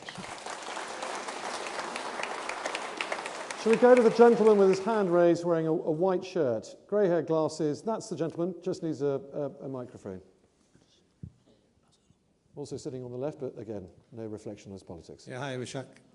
Yeah, my name is Kevin. I grew up in the centre of Stockton-on-Tees. I'm fairly alongside Tony Reid from the Conservatives. I've just got a very, and I'm glad you're pragmatic, because I'm a very pragmatic guy, yeah? Can somebody please explain to me what levelling up means? No, and I don't want a political answer. I want a practical, man-to-man answer, yeah? Because I do not understand it, to be honest. Good thing you didn't say person to person. Yeah, that wouldn't have gone down well with this crowd. Right, so look, for me, it's very simple. The one-sentence answer for me when I'm asked is that I want everyone, no matter where they live in the UK, to feel that they have fantastic opportunities and that they have pride in the place they call home. So that's what it's about. It's about opportunity and pride in your home. What does it mean here? Well, we're delivering the opportunities with things like the Freeport, right, which is attracting jobs and investment. That's an example of levelling up. But we're also wanting to make sure people have pride in the places they call home. That's why we're investing in the high streets and town centres, in Eaglescliffe, in Yarm, in Stockton, in Thornaby, in Hartlepool, so that people, when they walk around, feel fantastic about the place that they live and feel that it is not neglected. So if we can do that everywhere, if we can make sure people feel that there's opportunity for them and pride in their home, we are going to have levelled up. That's what we're doing here, and that's what we need to do across the United Kingdom. All right, I'm going to break the golden rule here. No, gentlemen, hold on to that microphone. I want a question for you now. The same gentleman who asked that question. Are you happy with that answer, yes or no? Do you understand levelling up now? No, I don't understand it. I just want to, because he's a numbers guy, I play with numbers also. I grew up right in the centre of Stockton, yeah? Just on the news the other day, we have the highest knife crime in the country. Right. We have the highest deprivation in the country. You then come in, sir, no disrespect, and you spend 600 billion outside of Stockton, and yet our crime is just the town centres where I grew up. I mean, we didn't have a lot of money, like yourselves. We were quite poor. But what we had was clean. It's no longer clean. And no disrespect again, you're spending 600 billion. I'm an engineer, worked all over the world on all the big plants, know how they work. You're spending 600 billion for plants that will run at 99 to 100% efficient. Won't give work to the people that need it. Hang on, please. That need it in the centre of Stockton. Let Rishi reply. No, because when I talked about pride in the place you call home, of course it's about security and safety. Well, I talked about in my speech, I want our kids, I want my 2 girls to be able to walk around Stockton when they're a bit older and feel safe when they go to the cinema there. Right? So that is about pride in your home. Yes, it's about a town centre that looks and feels great, but it's about something that looks clean, something that's safe. That's why putting more police officers on the street. That's why we're tackling county lines in places like this, because we need to if we're going to stop drug crime and knife crime. It's why we need to be tougher on stopping and searching people. We need to not let political correctness get in the way of actually tackling some of these crimes. That's what I'm going to do. Okay. Rishi, we're going to go to the more expensive seats now in the dress circle. Why don't we take the lady who's been very patient with her hand up down here on the left. Lady wearing it looks like a red dress from here. Microphone coming to you. That's you. That's you. Exactly. Microphone coming to you in 3 seconds. Okay. One very quick question. Go on, far away. So, it is about crime, and it's about the fact that I feel very aggrieved that the word recreational drug exists. I would like that to be something high on the priority for the future, that it is not acceptable, and that families who are actually suffering as a result of a group of people who find that recreational drug taking is a pleasurable pastime at their expense, where young children are being stabbed and there's county lines problems. So that's one of the big issues that I have. Yeah. Thank you. Yeah, no, you're right to raise it. Look, I'm with you, right? I approach these questions first and foremost as a parent. And drugs are horrific and they ruin people's lives. There is nothing recreational about them, right? I have never taken them and I will be incredibly tough on anyone who does and those who supply them, right? Because look, I want my girls to grow up in a safe environment. Right? I want to make sure that they are not at risk of those things. They're not at risk of people peddling things to them that are going to ruin their lives. And I talked about it before. There's another crime, actually, that while you mentioned it, I really want to tackle. And it's a crime that does not get talked about enough in our country, and that's because it's awkward. But as a father of 2 girls, it needs to. And that is the issue of grooming gangs. Because for too long, we have not addressed that. Now, these crimes are pernicious, they are horrific, and I want to make sure we have dedicated police units looking at them. I want to make sure we actually record the ethnicity of the people doing them that we don't do today, right? I want to have a new life sentence with no parole for the people that are involved, because as I said before, no Conservative government that I lead will let political correctness stand in the way of taking down these people, because what they do is horrific and we must stop it. Let's go to the gentleman with his hand up now, in the middle there, waving his arm now. Red T-shirt or not? No. Sorry, on the left-hand side in the white shirt. Put up your hand, that's him, that's the one. You. Yeah, good evening. My name's John T. I'm just wondering why the government or you haven't considered, if you want to make an immediate impact in people's pockets, reducing the double taxation on fuel that people pay at the pumps, especially in rural communities where people are so reliant on their cars, and obviously the cost of distribution would then be, would be reduced and help to bring inflation down on pricing. Yeah, look, sir, you're right, and particularly, look, I represent, as my North Yorkshire friends who are all here tonight, I represent one of the most rural parts of the country, so I know how difficult it is with fuel bills where they are, and that's why, as Chancellor, I did cut fuel duty by the biggest amount that it's ever been cut. But you know what? It's not as if any of you are feeling that at the pumps, are you? Right? Because the way that market works, the way oil prices are, that dwarfs what is going on now with what's going on in the taxes. So the better way to provide help to the people we need to, as I was talking about earlier, is getting direct support to those who are most vulnerable, and then that can then help them with all the bills that they face, and that's what we're going to do, right? So not only are we going to cut VAT on energy bills, because that does go directly, and we're in control of that and help those people, but we're also going to get support to those who need it. And look, if cutting fuel duty makes sense in the future, of course I'd look at it. I just did it, right? I just did it a few months ago. But the problem is, as you all know, is it working? It's not obvious that it is making an enormous difference, and that's why we've got to focus on the things that work, not the things that just sound good, right? Because ultimately I want to help people, and I'm going to figure out the best way to do that. And those in rural areas, as you say, always need to make sure that we look after them, because their heating situation is completely different. And that's why all the interventions I did as Chancellor acknowledge the fact that lots of people are off the gas grid, right? And I wanted to make sure that support still came to them, because I get that at home every week, and I know that. And when it comes to increasing the energy efficiency of people's homes, I want to focus on those in rural areas, because their homes are the ones that are least well insulated. And the government can help do that. And that's going to save people £300, £400, £500 a year. If we step in and do that, that's a type of policy that won't just help this winter, it will help every winter for years to come. And that's what I'm going to try and do as Prime Minister. OK, we've got time for one more question. I think it's going to go to the lucky man in the red T-shirt that Mr. Sunak liked so much a minute back. If you can pass the microphone to the man with his arm up now. Sir. Hello, I'm Jamie. As a small business owner, one thing that cripples a lot of businesses is business rates. What would you do to help support small independent businesses? Yeah, so you're right, and particularly, I don't know about your business, but particularly those businesses in the hospitality and the retail sector. Right, those on our high streets and our town centres, that is the #1 tax that they talked to me about when I was Chancellor. That's why in the pandemic, I did an enormous amount to help support that industry, because I know how important it is to our communities, the jobs that it provides. It's why this year, I cut business rates for those businesses by 50% as Chancellor. That's the biggest tax cut on business rates outside of coronavirus we've ever seen in this country, because I know that it's the #1 thing that makes a difference.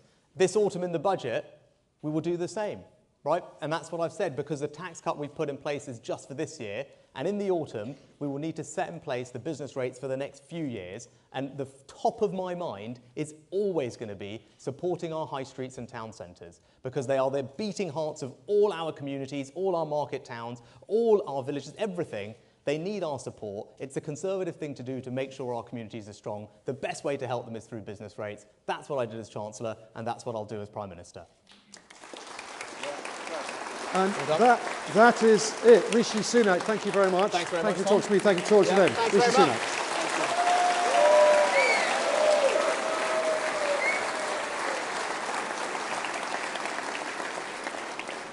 So, one microphone gets swapped back over. What have you spent all your money on? I don't really understand. You can have my microphone if you want. Interesting, I won't repeat that.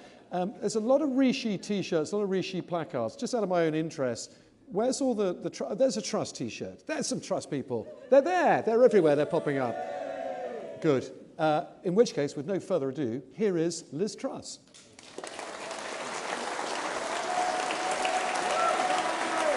Hello, Liz. Good, thank you very much. Good to Thank see you. you.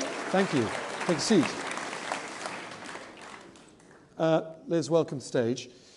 Let's get straight to the big story of the day. I think it's a big story of the entire contest, the cost of living and those energy bills. Now, Rishi Sunak has just told me he's prepared to match the sort of generosity he showed in May with direct support, government money straight to people's bank accounts to help them pay bills to the tune of billions come the autumn. Will you do the same thing? Well, what I want to do is make sure, first of all, we're reducing taxes, because that is needed to drive economic growth. Currently, the country is predicted to go into a recession. That will be a huge problem. We know what recessions are like. People lose their jobs, there are fewer opportunities, wages are lower, and we need to avoid that. And at the moment, we have the highest taxes in 70 years. So what I would do is immediately reverse the national insurance rise. I'd also have a temporary moratorium on the green energy levy to save people money on fuel bills. I'd do that from day one. But also what I would do is keep corporation tax low, because we cannot tax our way to growth.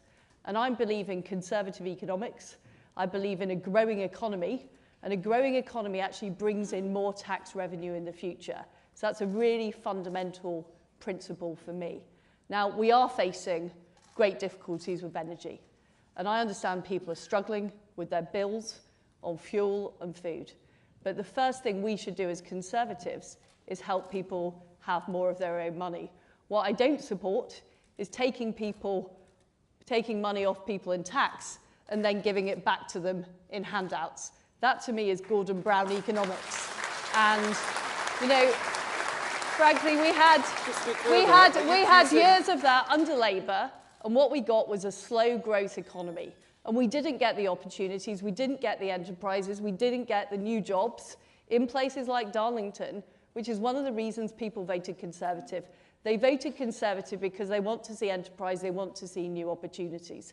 And that is why it's so important that we don't raise taxes, that we keep taxes low, and also we abolish these EU rules that are holding back investment into our country. We'll get on to that. Let me just clarify something. Gordon Brown economics. You're accusing Rishi Sunak of having Gordon Brown economics. What I'm saying Well, is just that... yes or no. Well, I was actually responding to your question, Tom, which is which what was I'm a here repeat of- for, which is what I'm here which for was this Rishi evening. Sunak's policies, which as you is, you know, do you just think about there's a fixed pie, we have to share out the pie, and we have to give out money in handouts. My view is we can grow the pie. That there is having lower taxes actually helps us generate more income into the economy, so there is more money to go round. And what I fundamentally don't agree with is putting up taxes and then also giving out benefits. I think that's the wrong approach. Okay. Now, here's the thing with tax cuts, and you know these numbers as well. What you're proposing, that the next cut, well, stopping the rise again, saves people about £170 a year. Stopping the green levies, £153 a year. That's a total of £323 a year. Now, energy bills, according to today's predictions, are going up to £4,400 a year next April. They're currently at £1,900. That's where the price cap is. So with your giveaways, without your handouts, as you just They're put not it, you're giveaways, leaving. Tom. Just wait for This the question, is Liz. people's money, Wait for the but question. this is the problem with the way that every question is framed. Well, excuse me for framing the question my own way, but can No, I just but frame it this way? You're Hang on a sec. framing it in a left-wing way, Tom. I'm afraid the whole media does this all the time. All right, we're all Drives left-wing. me mad. We're all left-wing stooges, and you're trying to count down the clock. Let me put the question to you. You're leaving with your tax cuts people some £2,000 out of pocket. I ask you again, are you prepared to help them with government money, call them grants, call them support, call them handouts, at any stage in your premiership for them to pay those energy bills? Well, I think the important word in your sentence was today. That is the prediction today. This leadership election is about who is going to be the Prime Minister in September. And what's important is the Prime Minister at the situation. And of course, my first priority is reducing taxes. I think it's important people keep more of their own money, and it's important we grow the economy and we avoid recession. My second priority is dealing with the supply issue. And the number one thing we can do to end this energy crisis is to stand up to Vladimir Putin in Ukraine, because that is what is causing the global price spike. And that is why it's so important we are investing in defense and we're doing all we can to stop Vladimir Putin. And I also want to make sure we're exploiting all of the gas reserves and the capacity we have in the UK. So we should be fracking. This is important, Tom, because there are three. Let me go on to the three things. Don't give me three things. Let me ask another question. But it is important we increase the supply of energy. And there are more resources to be used in the North Sea. There is more we can do on nuclear, and there's more we can do on fracking. We should do all of those things. But, of course, in any budget, the Chancellor has to look at the situation people are facing across the country. I think that's and a that very decision, long-winded way of that not decision, ruling out handouts. Am I right? I am not going to say in You the have middle brought of them up. August what is going to be in a budget No, I'm just later asking this you year. philosophically, But have what you I ruled am out saying handouts? philosophically is I always favour people keeping more of their own money first. And what I think is completely wrong is the idea that we take huge swathes of people's money, hard-working people, and then give it back to them and then claim it's a giveaway and it's our money. That is completely wrong. That's completely wrong, Tom, and I don't believe in it. Okay. For the record, you didn't rule out handouts. I wonder if it was a handout when Rishi Sunak did it in May, that 15 billion, but I think we've done enough on handouts, as you call them. The CBI Director General, Tony Danker, I put this question to Rishi Sunak a minute back. He wants you, Rishi Sunak, and Boris Johnson to get into a room, agree a policy right now to help people pay those bills. Not on the 6th of September, when you get into office, or on the 21st of September, which is apparently when your emergency budget is going to be, right now. Would you agree, and do you want to get into that room with Rishi and Boris tomorrow? Well, first of all, I am Foreign Secretary, and I'm focusing my energy on dealing with the very serious foreign policy issues we face, the issues in Taiwan, the issues with Russia and Ukraine. And that is rightly my focus. We have a Chancellor, Nadim Zahawi. We have a Prime Minister who are in those jobs until September. And I think it would be constitutionally deeply undesirable to try and overrule them with a sort of made-up committee of the CBI, me and Rishi Sunak. No, just you and Rishi. I mean, I just find it, I find it an extraordinary, you know, Nadim Zahawi, not just because he's a supporter of my campaign, and he is a fantastic chap. Boris Johnson, you know, he's done a great job as Prime Minister, delivering Brexit, delivering on the COVID vaccine, standing up to Putin. They are capable people, capable of making these decisions. This kangaroo committee you're proposing sounds bizarre. Okay. It was Tony Danker and Gordon Brown proposing it, not me. For the record, Liz. Gordon Brown, QED. I know, God, I'm sorry. You're going to go on to Gordon Brown again. Let me ask you about something quite serious. Again, something I put to Mr. Sunak I'm really interested in your views on. State spending is not immune to inflation. Inflation could pass 13% quite soon. That means government budgets are going to need a lot more money spent on them. Are you prepared to keep the NHS budget where it is now in real terms? In other words, spend quite a bit more money, keeping spending in real terms where it is now? Well, just to be clear, I am committed to the additional spending on the NHS, the 13 billion. I want more of it to go into social care. I want more of it to go directly to councils, which what question. well, it is answering a question because that is the NHS budget, and I do think the NHS budget will have to continue to go up in real terms, but I'm not going to prejudge the spending review, which I want to be committed alongside the budget. All right, let me ask you something that's been rumoured. Is it true your team are in open access talks already with the Cabinet Office about what your premiership looks like? No, that's not true. Okay, thank you for clearing that one up. I want to ask you about your character and judgment a little bit, because what you say to people who look at your record and they say to you, she was a Remainer, and then she ripped that up. First, she advocated Brits to go to Ukraine and fight, then she cancelled that. Then she advocated regional pay, and that got canned in about 16 hours. And then you're saying you're not going to do handouts, and you actually deny to me that you are going to do handouts. They say to you, your judgment is all over the place, and it stinks. Well, on the subject of Brexit, I did support Remain. I was, pretty much on the fence beforehand, but I decided to back Remain. I was loyal to David Cameron. But the minute that vote came through, I put my shoulder to the wheel, and I think I've done more than most people in the government to deliver on the benefits of Brexit. Whether it's the dozens of trade deals, whether it's the Northern Ireland Protocol, whether it's the toughest sanctions regime. And look, Nick, in politics, you have to be prepared to deal with the situation you face. And somebody who refuses to change their mind in the face of all the evidence, and I'd point to the national insurance rise as a case in point, even though people are struggling, that is a problem. And I'm somebody who is decisive. I have very clear principles. I've outlined them. I want people to keep more of their own money. I want us to be a low-tax, high-growth country. But of course, I'm prepared to consider the evidence and make decisions. And when there is a problem, I'm somebody who acts quickly and decisively to deal with the problem, and I'm honest about it. What you see with me is what you get. Right. I'm not the slickest, Tom. I'm not claiming to be the slickest, but I am somebody, and people who work with me in government, and I'm backed by a lot of my colleagues in the cabinet, and I'm backed by a lot of colleagues who've worked with me, because they know I work hard, I deliver, I'm determined, and I don't take no for an answer. All right.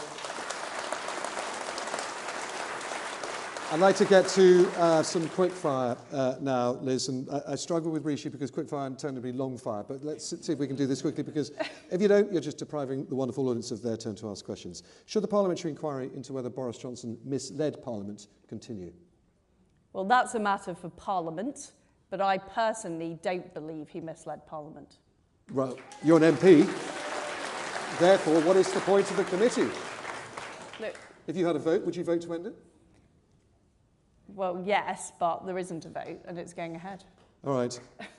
Are you clear Boris Johnson's downfall was of his own making or someone else's? It sounds like you're being blamed, Tom, and, who am I to disagree with this excellent audience?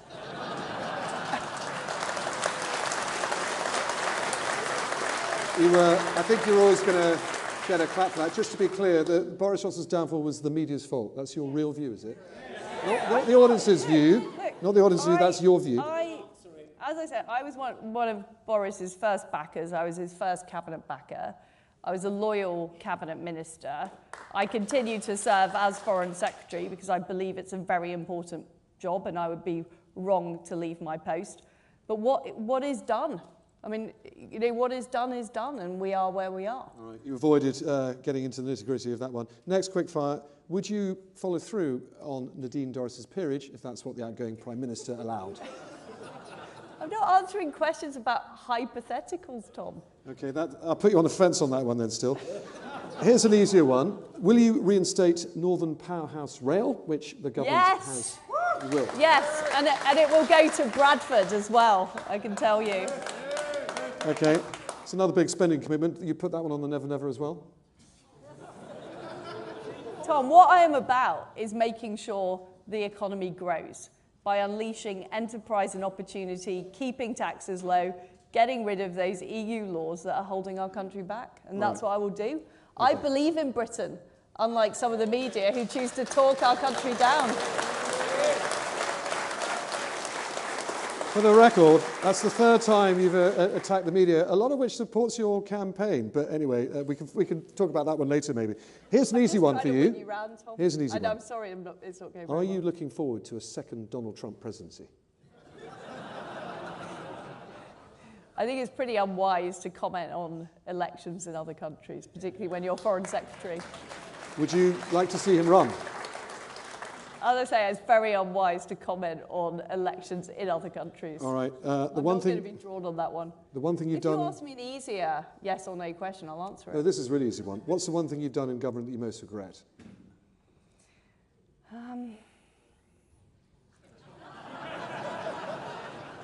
It's hard to come up with one, to be honest. It's quite. Well, we've got time, haven't we? Well, I do hugely regret that the government went ahead with the national insurance rise against what was in our manifesto, and I spoke out against it at the time. If you lose this campaign and Rishi Sunak asks you to serve in a Sunak cabinet, will you? Look, what I care about is our country, and I'm prepared to do whatever job to serve our country is required of me. What I don't understand is, because Rishi Sunak said he'd serve in your cabinet as well, you have diametrically opposed views on the economy, how to get us out of the trouble we're in, and how to help people pay bills. How on earth can you two go on the radio, or the television, or indeed talk TV, and defend each other's economic policies? Well, I might have differences with Rishi Sunak, but I prefer him to Sir Keir Starmer, who would be absolutely terrible for our country. All right, final question. I'll ask this of Rishi Sunak too. Your predecessor's personal failings is one of the reasons why we're all here. Is there anything you've done in your past life that could one day come back to embarrass the government that you lead, or is every Prime Minister entitled to a private life? Well, I have no skeletons in my closet, Tom. I think everything there is to be known about me is known about me, and we've mentioned a lot of it already in this interview. We could go on for longer, but that's a no. That's a no. Well, what was the first question? There are no skeletons in my closet. Right. There is nothing that is not known about me in the public domain. Okay, let's open this up to the audience. And who'd like to go? So we'll start in what aren't the cheap seats, but are down there first. Should we go to the gentleman in the middle there with the black T-shirt and the black jacket, with a microphone coming to you now, sir? Hello, Liz. Hello. My name is Tarrant, and I was wondering if you were capable of being able to muster a compliment about your opponent Rishi Sunak's campaign. Well, he's got a very nice T-shirt, which I see you're wearing.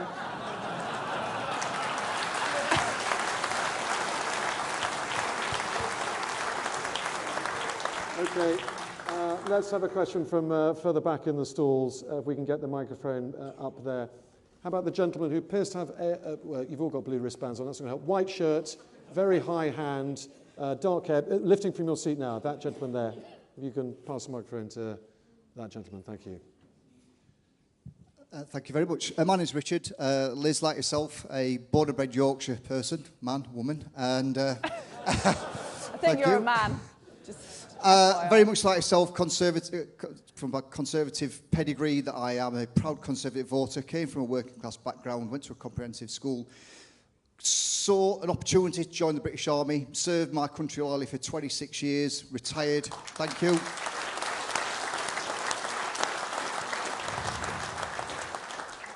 This is not about me, this is about Liz.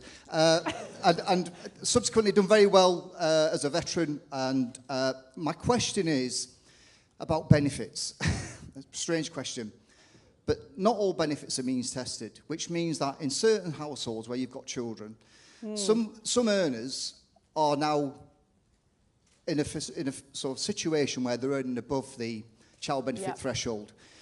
But the means salary for that household could potentially result with two earners earning potentially £35,000, £40,000 a year, significantly more than what I earn, but yet that family is still entitled to child benefits. So can we address how benefits are applied to working families? Because I work hard and I've worked hard all of my life. Look, I've recently got a pay rise, And I actually learn less because child benefits being took away from me than what I earned before I got my pay rise because I work hard. And that for me is conservatism, right?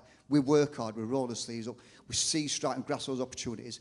And for me, that's a real key focus because when everyone got their £400 payment for energy, well, Darlington Town Centre never looks so busy because they're all in town celebrating, drinking beer and, you know, whereas people like me who aren't entitled to those type of payments, I'm toughing it out. So, first of all, thank you for your service to our country. And one thing I will do is make sure we have a veterans minister in the cabinet, making sure we support veterans. Look, I do think our tax system in particular is too complicated. And I will have an overall review of the tax system to look at how it can work better. I think there are problems with business rates. There are problems with the way it works for the self-employed, but there are particular problems with families and the way that we don't have a very pro-family tax system. I want to make it easier for families where people take time out of work, either to look after children or to look after elderly relatives. And you're absolutely right about the way that the child benefit suddenly cuts off.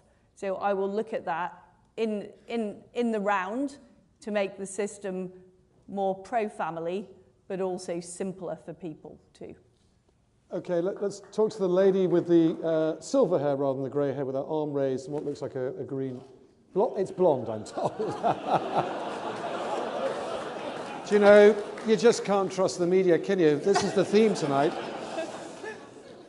My apologies. Lady with Silver blonde hair. surfer. I am an NHS nurse. I've worked in the NHS for 30 years. I retired in 2021, came back to work as a COVID vaccinator out of retirement. I'm also a WASPy woman, so I'm still not getting the state benefit. But my question about the NHS is, if you could give me a flavour of how you see it needs reforming, and I don't mean just charging £10 for missed appointments. I mean, how will you change the groupthink of NHS management?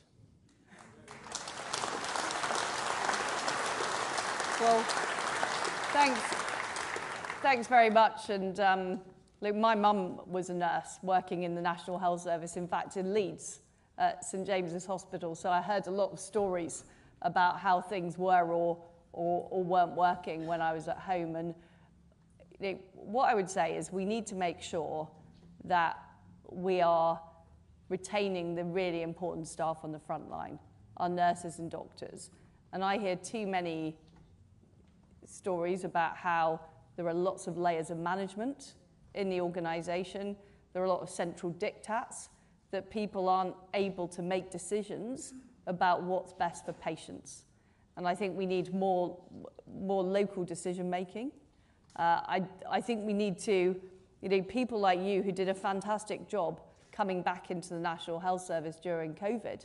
I wonder what more we could encourage people to come back to help now that we face issues with waiting lists, issues with people not being able to get GP appointments. But fundamentally for me, the issue does seem to be about excessive bureaucracy, excessive central direction, and too many layers of management rather than allowing people on the front line to make the decisions. But I think it's a really important point about the job of Prime Minister is the Prime Minister cannot run every single department in the cabinet. And what I am somebody who does is I trust other people to run things. And I would make sure, if selected as Prime Minister, I appoint a really good health secretary who can get on with the job, who can be trusted to deliver, and will deliver those changes we need to see on the front line. Because, as you say, there are real issues, and I also want to look at the issue of GPs' pensions, because we know many GPs are leaving the profession because of the perverse issues around their pensions. So you're going to give that job to Rishi Sunak, it's been rumoured. Look, I haven't, I'm not getting ahead of myself. I'm not thinking about that at the moment, but I can assure you that it's an absolute priority. And You know, going around the country and hearing from people, there are real issues there on the front line. Can we get the microphone to the gentleman in the blue jacket in the middle, please, who's been extremely patient and has his hand up for a long time. Hi there. My question to you, Liz, is 0.7% of GDP going to foreign aid. What will you do to get it back up to that? Because that was achieved under your tenure as International Development Secretary. And, you know, we're talking now about heating homes, fuel costs and what have you. Go to Africa, they've got no homes to heat. Well, I mean, they don't need heating, but you get the gist. They've got no cars to they've got no cars to fill with fuel. In fact, they barely have dirt roads. And the only water source they've got is cholera-infested ponds 15 miles away from their home. So what will you do to get us back up to that target? Because it's very important to people living in poverty across the world. Well, thank you. I mean, what I've done at the Foreign Office, which has now got the International Development Budget as part of it, is I've made sure that we're sending less money to multilateral organisations like the World Bank, and instead we're spending more money on humanitarian aid, particularly helping people with the very severe issues in the Horn of Africa, helping people in Ukraine after the appalling war has left so many people without homes, without food. So what I have done is made sure that we're using the existing budget to really focus on the priority humanitarian issues rather than funding these big multilateral organisations. Okay, microphone down here, please, to another patient lady waiting a long time with a hand up in the black top. That lady just said with the sunglasses on her head. You previously stated that you believe that a woman is a woman. Is there no circumstances in which you would regard a man as a woman or vice versa? Well, you know, I believe everybody should be treated with respect in our society, including transgender people. But what I do believe is that biological sex is important. And it is important for making sure that, you know, we protect domestic violence shelters, that we protect single-sex spaces. You know, women's rights have been hard fought for generations. And what I am concerned about is, for example, in sport, you know, unequal treatment in sport. So I am very clear that biological sex is important, and that's what should guide those very sensitive areas of policy. Okay. Of course, just on that one, a man can be a woman legally at the moment if certified by 2 doctors. Would you want to change that? Well, you can be a different gender, and that is fine. You can live in the other gender if you so wish, and I completely respect that. But that is not the same as biological sex. And where there are sensitive issues like domestic violence shelters, you are perfectly entitled under the Equality Act to separate people on the basis of biological sex. Okay, can we go to the lady in the pink top with her hand up? I'm not going to talk about your hair colour because I've got in trouble for that, but you've got the microphone. Thank you. You've outlined some very innovative policies. How are you going to get any of them through when your government can't even get the civil service back into the office, and the civil service at the top is people entirely by Remainers?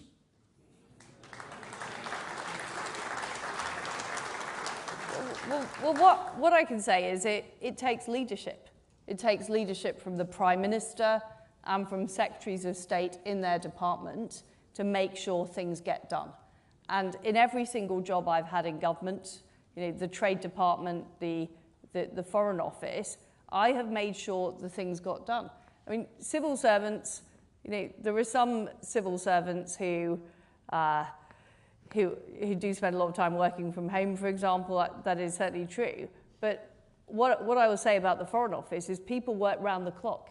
You know, people were in every weekend after Russia invaded Ukraine, helping British citizens get out of Ukraine, helping get the new sanctions regime in place, and working extremely hard. So we have some really talented and dedicated civil servants. What's important is that we have the leadership that's clear about what we expect. And if people don't deliver, then they do need to be moved on. And that is something that I've been prepared to do as a Secretary of State, and I would absolutely be prepared to do as Prime Minister. All right. Let's go upstairs. We've only got a few minutes left, but we'll try and squeeze as many as possible. How about the gentleman with his hand up here in a short-sleeved shirt, and he's holding a Ready for Rishi poster? I think he can be turned, though, don't you? Let's see. I'm staying in this camp, thank you. My question to you, Liz, is with your trade deals you've done with Australia and New Zealand, speaking as a farmer, a lot of farmers are worried for the future simply because with the tariffs that will be lowered, which means we'll get more and more meat coming into this country. Will that meat be coming into the sectors like restaurants and trains and aeroplanes where the public won't see it? And will it be to the same standards as our tractor? Well, look, I think that the beef and lamb we produce in Britain is absolutely world-beating. And I'm proud of the fact that it used to be banned in the United States market, but I got access for our beef and lamb into the United States. It's now being enjoyed there, and we're now selling more and more of it around the world. I think our quality is a premium product. It's absolutely unbeatable. In terms of the trade deals I struck with Australia and New Zealand, I'm proud of those deals. The fact is, before we joined the European Union, we used to buy a lot of produce from Australia and New Zealand. They were some of our closest allies and our closest partners. We closed the door to them when we joined the European Union. And all we're giving them now is the same access to our market that the EU have, but in 15 years' time. And there are protections and there are safeguards for our farmers. But I'm proud of the deal that we've struck with our very close allies. I think it's right that we righted the wrongs of what we did back in the 1970s. Okay. Very last question. I'm afraid that is almost time up. To the gentleman sitting in the very front row, waving his hand, wearing the jacket. He's got a wristwatch on. He's not carrying a placard. I know that doesn't narrow him down, but he's... somebody with Liz Truss on their T-shirt, please. I don't want to make it easy for you. So I've noticed. Sir. Good evening. Liz, you spoke about increasing defence spending to 3% of GDP. Could I therefore ask, will your government reverse its decision to cut 10,000 personnel from our armed forces by 2025 at a time when NATO has a major conflict on its border in Ukraine? Well, I do think we need to rethink our security at this very, very difficult moment. And what I have said is I will review the integrated review and look at the increased threat from Russia and also the increased threat from an assertive China. And that is why I'm talking about increasing our defence spending to 3% of GDP. Of course, there will have to be further work to see exactly how that will be spent. But what is clear from what is happening in Ukraine is that land wars in Europe are not something of the past, deeply regrettably. They are something that we are facing now. So we do need to look at that again. I will work very closely with the Defence Secretary on that. Okay. Folks, I'm sorry, there's so many more hands up, but I'm afraid that really is time it. One tiny thing I want to do before you all go. And you'll remember I asked you to raise your hand when you came in here if you were undecided. Please now raise your hand if you are still undecided between Liz and Rishi.